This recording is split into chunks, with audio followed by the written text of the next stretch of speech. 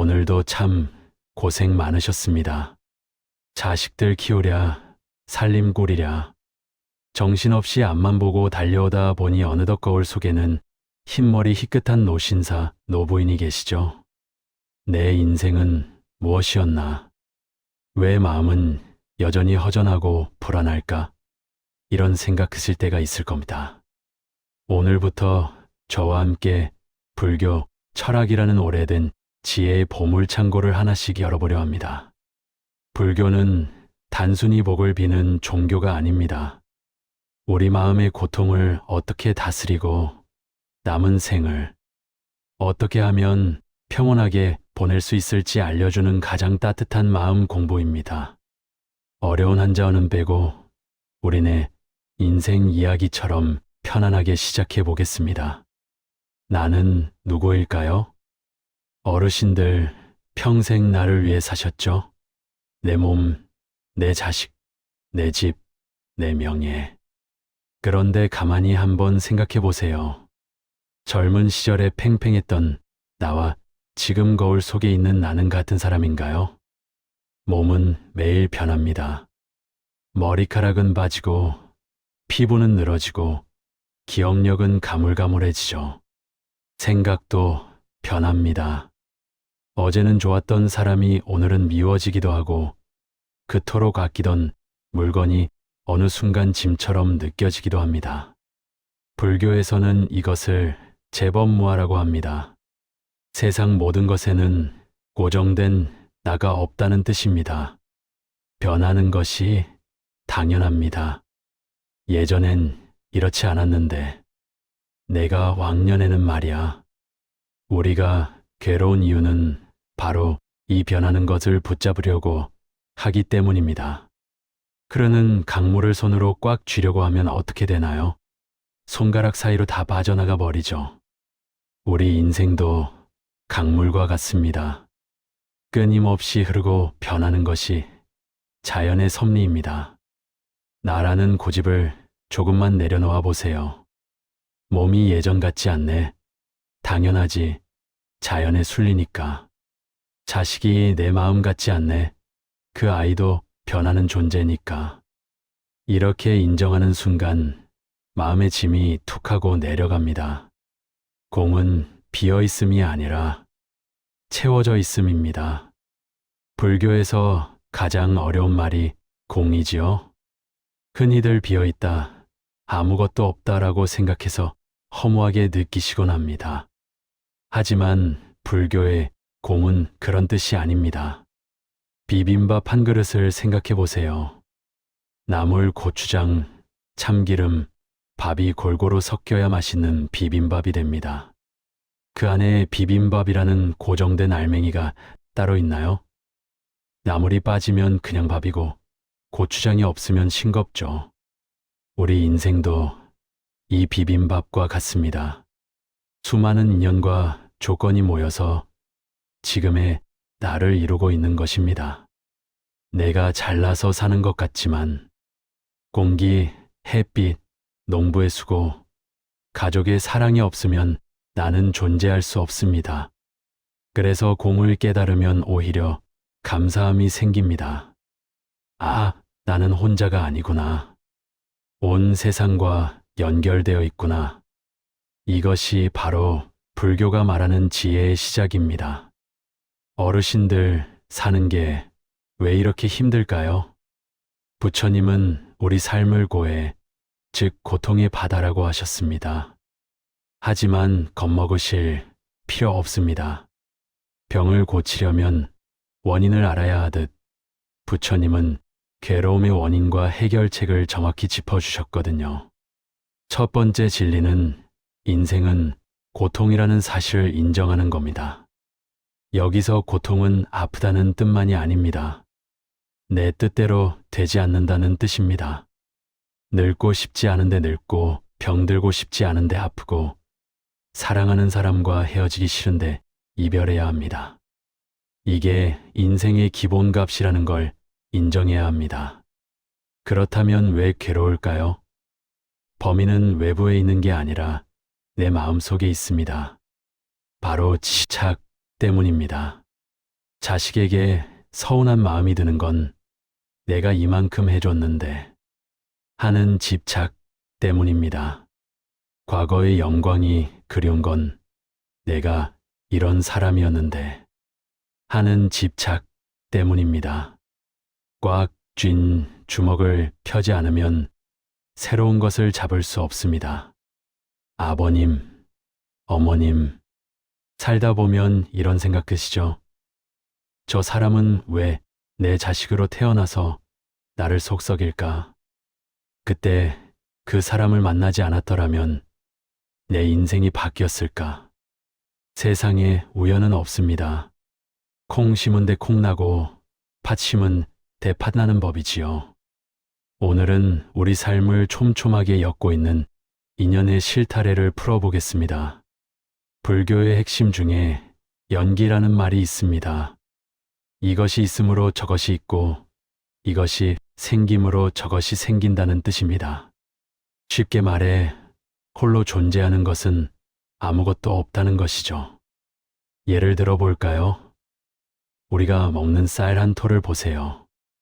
농부의 땀방울, 비옥한 흘, 따뜻한 햇살, 적당한 비. 이 중 하나라도 없으면 쌀은 태어날 수 없습니다. 우리 인생도 똑같습니다. 지금의 나는 부모님, 배우자, 친구, 심지어 나를 힘들게 했던 원수까지도 모두 얽혀서 만들어진 존재입니다. 어르신들, 아이고, 내 팔자야, 내 업보지. 라는 말씀 자주 하시죠? 불교에서 말하는 업은 하늘이 내리는 벌이 아닙니다.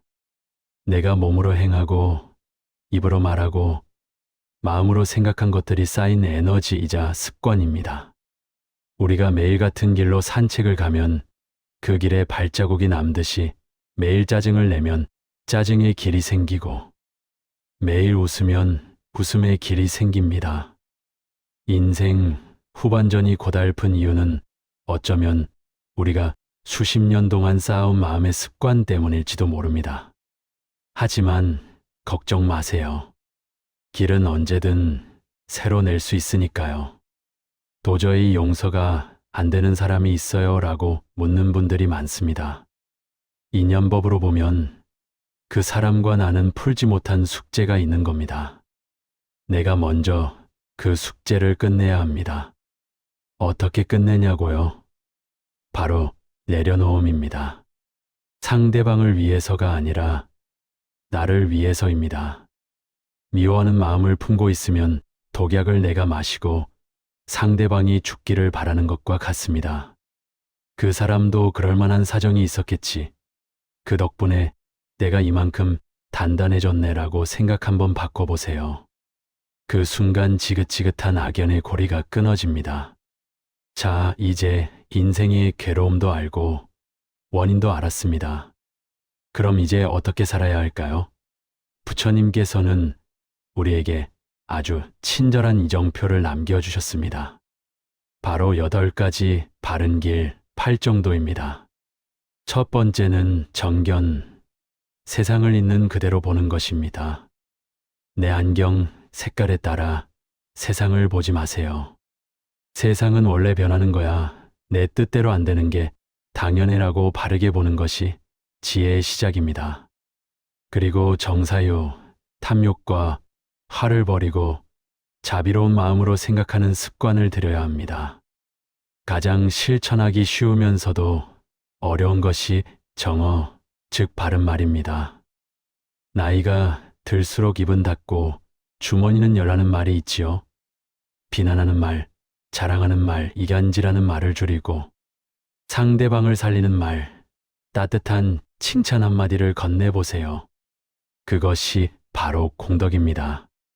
또한 남을 해치지 않는 바른 행동을 하고 남에게 피해를 주지 않는 정당한 방법으로 생활하는 것이 중요합니다.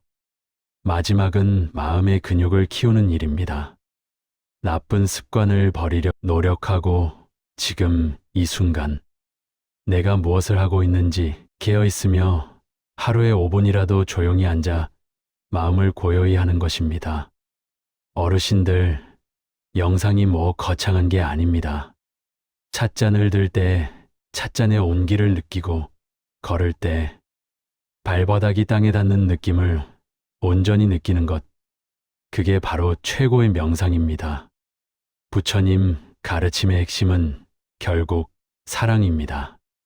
하지만 불교에서는 이를 자비라고 부릅니다. 자남에게 즐거움을 주는 마음, 비남의 괴로움을 함께 아파하고 덜어주려는 마음, 가장 먼저 자신을 자비롭게 대하세요. 우리는 평생 남의 눈치를 보고 남의 기대에 맞추느라 정작 자신을 돌보지 못했습니다. 나는 왜 이 모양일까? 그때 그러지 말았어야 했는데 라며 자신을 채찍질하지 마세요. 이제껏 버텨온 자신에게 고생했다, 고맙다라고 먼저 말해주세요. 내가 나를 사랑해야 남도 진심으로 사랑할 수 있습니다. 대가를 바라지 않는 작은 친절은 메아리가 되어 반드시 나에게 돌아옵니다. 길가에 핀 꽃 한 송이에 눈길을 주고 지나가는 아이에게 환하게 웃어주는 일. 이런 작은 자비의 마음들이 모여 우리 남은 생을 향기롭게 만듭니다. 아버님, 어머님, 살다 보면 죽음이라는 단어가 문득 가슴에 덜컥거릴 때가 있으시죠? 친한 친구의 부고를 듣거나 몸이 예전 같지 않을 때 우리는 본능적으로 두려움을 느낍니다. 하지만 불교의 지혜를 빌리면 죽음은 공포가 아니라 자연스러운 이동일 뿐입니다. 계절이 바뀌듯 인생도 바뀝니다.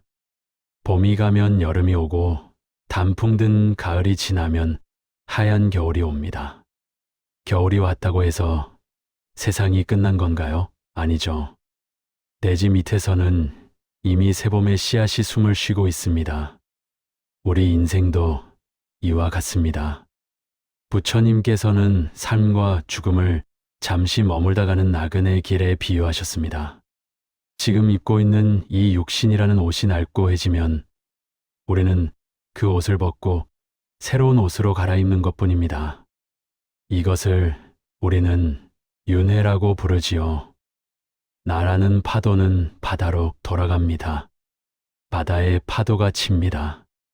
높게 솟구친 파도는 자기가 세상에서 제일 높은 줄 알지만 결국은 다시 바다로 스며듭니다. 파도가 사라진다고 해서 물이 없어지는 걸까요? 아닙니다. 모양만 바뀌었을 뿐 그 본질인 물은 그대로입니다. 우리의 생명도 마찬가지입니다. 철수, 영이라는 이름표를 단 파도가 잠시 일어났다가 다시 큰 생명의 바다로 돌아가는 과정, 그것이 바로 죽음입니다. 그러니 너무 슬퍼하거나 두려워하지 마세요. 우리는 단 한순간도 생명의 바다를 떠난 적이 없으니까요. 사람들은 묻습니다. 죽으면 천당 가나요? 지옥 가나요? 불교에서는 아주 재미있는 답을 줍니다. 지금 당신의 마음이 천국이면 천국에 가고 지금 마음이 지옥이면 지옥에 간다는 것이지요. 유명한 이야기가 하나 있습니다. 천국과 지옥에 갔더니 둘 다 진수성찬이 차려져 있더랍니다. 그런데 젓가락이 자기 키보다 훨씬 길어서 음식을 집어 자기 입에 넣을 수가 없었죠. 지옥 사람들은 그 긴 젓가락으로 자기 입에만 넣으려고 싸우다가 결국 한 입도 못 먹고 삐쩍 말라 죽어갑니다. 하지만 천국 사람들은 어땠을까요? 그 긴 젓가락으로 음식을 집어 맞은편에 앉은 사람 입에 넣어주더랍니다. 서로 먹여주니 모두가 배부르고 웃음이 끊이지 않았죠. 어르신들, 지옥과 천국의 차이는 장소가 아니라 마음 쓰는 법에 있습니다. 질투하고 미워하고 욕심부리면 그 자리가 바로 지옥입니다. 양보하고 웃어주고 고마워하면 여기가 바로 극락입니다. 어두운 방에 불을 켜면 순식간에 어둠이 사라지듯 부정적인 생각도 감사합니다라는 마음의 스위치를 켜면 순식간에 밝아집니다. 천국행 티켓은 죽어서 받는 게 아니라 오늘 내가 만나는 사람에게 건네는 따뜻한 말 한마디로 지금 당장 예약하는 것입니다. 불교 공부를 하다 보면 가장 많이 듣는 말이 방아착입니다. 놓아버려라는 뜻이죠. 그런데 어르신들, 이게 참 어렵습니다. 수십 년 공들여 쌓아온 내 재산, 내 자식에 대한 기대, 내 자존심을 어떻게 한 번에 놓겠습니까? 모래를 손바닥에 올리고 꽉 쥐어보세요. 어떻게 되나요? 모래가 다 빠져나갑니다. 오히려 손바닥을 활짝 펴고 있을 때 모래는 온전히 그 위에 머뭅니다. 우리 인생도 그렇습니다. 자식 인생을 내가 꽉 쥐고 흔들려고 하면 자식은 멀어집니다. 내 몸 건강을 억지로 붙잡으려고 안달복달하면 마음 병까지 생깁니다. 그래, 내 인생은 내 것이지. 이만큼 살았으면 고맙지 하고 손바닥을 펴보세요. 그때 비로소 진정한 평온이 찾아옵니다. 강을 건너기 위해 뗏목을 탔다면 강 저편에 도착했을 때는 뗏목을 버려야 합니다. 강을 건너는데도 뗏목이 아까워 등에 지고 간다면 그 얼마나 미련한 일입니까? 우리가 젊은 시절 가졌던 욕망, 경쟁심, 성공에 대한 집착은 강을 건너기 위한 뗏목이었습니다. 이제 인생의 황혼이라는 강 건너에 도착하셨다면 그 무거운 뗏목은 이제 내려놓으셔도 됩니다. 그래야 가벼운 몸으로 아름다운 숲길을 걸어갈 수 있습니다. 아버님, 어머님, 요즘 거울 보면서 아이고 폭삭 늙었네 하고 한숨 쉬진 않으시나요? 하지만 불교의 눈으로 보면 늙음은 나무의 열매가 맺히고 가을산에 단풍이 드는 것처럼 아주 귀하고 아름다운 과정입니다. 오늘은 마음이 모든 것을 만든다는 유식 철학으로 노년의 삶을 다시 해석해 보겠습니다. 일체유심조라는 말 들어보셨죠? 세상 만사 모든 것이 마음먹기에 달려있다는 뜻입니다. 우리가 늙었다고 슬퍼하는 이유는 늙음 쇠퇴라는 마음의 그림을 그려놓았기 때문입니다. 하지만 마음의 도화지에 늙음은 지혜의 완성이라고 다시 그려보세요. 주름살은 내가 살아온 세월이 남긴 훈장이고 구분등은 세상의 무게를 견뎌낸 숭고한 곡선입니다. 세상이 나를 어떻게 보느냐보다 내가 내 인생을 어떤 마음으로 바라보느냐가 훨씬 중요합니다. 불교 심리학에는 아레야식이라는 깊은 마음의 창고가 있다고 합니다. 우리가 살면서 보고 듣고 느낀 모든 경험이 씨앗이 되어 이 창고에 저장됩니다. 노년이 되었을 때 유독 고집이 세지거나 화가 많아지는 분들은 이 창고에 부정적인 씨앗을 많이 쌓아두었기 때문입니다. 지금이라도 늦지 않았습니다. 고맙다, 사랑한다, 괜찮다라는 긍정적인 씨앗을 매일매일 창고에 넣어주세요. 그러면 남은 생은 저절로 평온하고 향기로운 꽃밭이 됩니다. 아름다운 노년은 얼굴에 분칠하는 것이 아니라 마음 창고를 예쁘게 정리하는 데서 시작됩니다. 불교 경전 중에서 가장 유명한 것을 꼽으라면 단연 금강경일 겁니다. 금강 다이아몬드처럼 단단해서 그 어떤 번뇌도 떼뜨릴 수 있다는 뜻이지요. 어르신들의 마음을 단단하게 만들어줄 금강경의 핵심 비결 2가지만 전해드립니다. 이 말은 금강경의 심장과도 같습니다. 어디에도 끄달리지 말고 마음을 쓰라는 뜻입니다. 우리는 보통 무언가를 해주고 나면 내가 너한테 어떻게 했는데 하고 보상을 바랍니다. 이게 바로 마음이 머무는 것입니다. 자식에게 용돈을 줄 때도 이웃에게 떡을 돌릴 때도 준다는 생각조차 없이 그냥 주어보세요. 줬다는 생각에 머물지 않으면 서운할 일도 없고 산할 일도 없습니다. 구름이 하늘에 머물지 않고 흘러가듯 우리 마음도 집착에 머물지 않고 흘러가야 자유로워집니다. 금강경 마지막에는 이런 구절이 나옵니다. 세상 모든 법은 꿈, 환상, 물거품, 그림자 같고 이슬 같고 번개 같다. 이 말이 인생이 허무하다는 뜻일까요? 아닙니다. 지금 내가 겪는 괴로움, 슬픔, 억울함, 이 모든 것들이 사실은 영원하지 않은 잠시 스쳐가는 현상일 뿐이니 너무 심각하게 받아들이지 말라는 위로입니다. 한바탕 꿈을 꾸고 깨어나면 아무것도 아니듯 우리 인생의 시련도 지나고 보면 그저 한 조각 구름일 뿐입니다. 어르신들 평생 자식 농사가 제일이라고 믿고 사셨죠. 그런데 자식들이 내 마음대로 되던가요? 품 안의 자식이지 머리가 커지면 다 각자의 업대로 살아갑니다.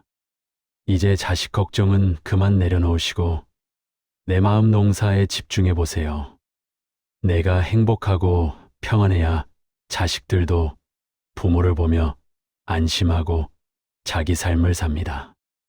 내가 매일 짜증 내고 아픈 소리만 하면 자식들에게는 그것이 가장 큰 짐이 됩니다.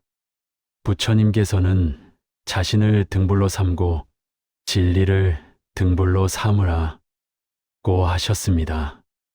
누구에게도 의지하지 마세요. 오직 내 안에 고요한 불꽃을 밝히는데 온 힘을 쏟으시길 바랍니다.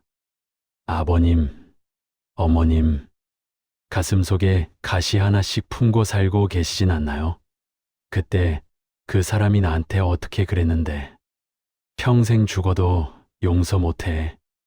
이런 마음 사실은 상대를 공격하는 게 아니라 내 가슴을 찌르는 가시입니다. 오늘은 그 가시를 뽑아내는 법을 알아볼게요. 용서는 나를 위한 선물입니다. 많은 분이 오해하십니다. 용서가 상대방의 잘못을 없던 일로 해주거나 그 사람이 예뻐서 봐주는 것이라고요. 아닙니다. 진정한 용서는 그 사람 때문에 내 오늘을 망치지 않겠다는 나의 강력한 의지입니다. 미운 사람을 생각하느라 잠 못 이루고 밥맛이 떨어지는 것. 이게 다 내 소중한 생명 에너지를 그 사람에게 바치고 있는 꼴입니다. 용서는 그 아까운 에너지를 다시 나에게로 가져오는 일입니다. 그래, 너는 너의 업을 지었구나. 나는 이제 내 길을 가련다. 하고 마침표를 찍어버리는 것이죠. 원수는 외나무다리에서 만나는 게 아니라 내 마음에서 만납니다. 부처님께서는 원한을 원한으로 갚으면 영원히 원한이 끝나지 않는다고 하셨습니다. 누군가 나에게 욕을 했을 때 똑같이 욕을 해주면 속이 시원할 것 같지만 내 마음에는 욕의 씨앗이 심어집니다. 상대방이 던진 오물을 내가 덥석 받아서 품고 있을 필요가 있을까요? 그냥 땅에 떨어지게 두세요. 받지 않으면 그 오물은 다시 던진 사람의 몫이 됩니다. 불교 철학 중에는 선이라는 것이 있습니다. 복잡한 이론보다 지금 이 순간의 깨달음을 중요하게 여기죠. 예스님들의 짧고 강렬한 이야기를 통해 우리 마음의 고정관념을 깨보겠습니다. 한 선비가 큰 스님을 찾아와 자기가 아는 지식을 한참 자랑했습니다. 스님은 아무 말 없이 선비의 찻잔에 차를 따랐습니다.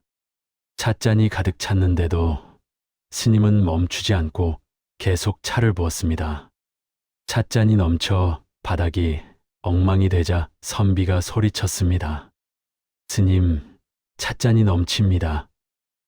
더 이상 들어갈 자리가 없어요. 그때 스님이 웃으며 말했습니다. 그대 역시 마음의 잔에 자기 생각과 아집을 가득 채워왔구려. 그 잔을 먼저 비우지 않으면 나의 가르침을 어디에 담겠소? 어르신들, 내가 해봐서 아는데 내 말이 무조건 맞아라는 마음이 들 때 이 넘치는 찻잔을 생각해 보세요. 마음을 비워야 새로운 행복도 자식의 진심도 담길 자리가 생깁니다. 바람의 깃발이 펄럭이고 있었습니다. 한 스님은 바람이 움직이는 것이다 라고 했고, 다른 스님은 깃발이 움직이는 것이다 라고 다퉜습니다. 그때 육조해능 대사가 다가와 이렇게 말했습니다. 움직이는 것은 바람도 아니고 깃발도 아니요, 오직 당신들의 마음이 움직일 뿐입니다. 세상이 시끄러운가요? 경기가 안 좋고 자식들이 속을 썩여서 세상이 요지경인가요? 사실 세상은 늘 그 자리에 있습니다. 요동치는 것은 세상을 바라보는 내 마음일 뿐입니다. 내 마음만 고요한 호수처럼 다스릴 수 있다면 세상의 어떤 바람도 나를 흔들 수 없습니다. 아버님, 어머님, 불교의 높은 경지는 산속 동굴에서 돌을 닦는 데 있지 않습니다. 배고프면 밥 먹고 졸리면 잠자는 평범한 일상을 얼마나 온전히 누리느냐에 있습니다. 우리는 밥을 먹으면서 어제 부부싸움 한 일을 생각하고 차를 마시면서 내일 병원 갈 걱정을 합니다. 몸은 여기 있는데 마음은 자꾸 과거나 미래로 도망갑니다. 이것이 괴로움의 원인입니다. 불교의 도는 복잡하지 않습니다. 국을 한술 떴을 때 그 따뜻한 기운과 구수한 맛에 오롯이 집중하는 것. 마당을 쓸 때 빗자루 소리에 귀를 기울이는 것. 그렇게 지금 여기에 마음을 붙들어 내는 연습이 바로 최고의 수행입니다. 내 나이가 조금만 젊었더라면 하고 한탄하지 마세요. 내일의 내가 보면 오늘은 더없이 젊고 빛나는 날입니다. 이미 지나간 청춘을 그리워하며 오늘을 낭비하는 것만큼 안타까운 일은 없습니다. 지금 이 순간 내 곁에 있는 사람의 손을 한 번 더 잡아주고 창밖의 햇살을 한 번 더 감상하세요. 그 깨어있는 일상이 쌓여 훌륭한 인생이 됩니다. 아버님, 어머님, 젊어서는 나 하나 먹고 살기 바빠서 주변을 돌아볼 여유가 참 없으셨죠. 그런데 신기하게도 나이가 들수록 깨닫게 되는 진리가 하나 있습니다. 내가 가졌을 때보다 누군가에게 주었을 때 마음이 더 넉넉해진다는 사실입니다. 불교에서는 이런 삶을 사는 사람을 보살이라고 부릅니다. 우리가 평생 모은 재산, 지위, 명예, 세상 떠날 때 가져갈 수 있는 게 하나라도 있을까요? 통장의 잔고는 두고 가지만 내가 지은 자비의 마음은 끝까지 나를 따라옵니다. 보살은 거창한 게 아닙니다. 나보다 조금 더 힘든 이웃에게 따뜻한 국밥 한 그릇 대접하고 외로운 친구의 전화를 끝까지 들어주는 마음. 그렇게 내가 가진 것을 조금씩 나누는 순간 나라는 좁은 감옥에서 벗어나 세상 전체와 하나가 됩니다. 그때 느끼는 희열은 세상 그 어떤 보석보다 값집니다. 줄 게 없는데 어떡하나 걱정하지 마세요. 부처님은 돈 한 푼 없어도 남을 행복하게 할 방법 7가지를 알려주셨습니다. 화한 시 환한 얼굴로 사람 대하기, 언시 부드럽고 친절한 말 건네기, 침시 마음의 문을 열고 진심으로 대하기, 안시 호의를 담은 눈빛으로 바라보기, 신시 몸으로 남을 돕기, 좌시 자리를 양보하기, 찰시 상대의 마음을 헤아려 주기.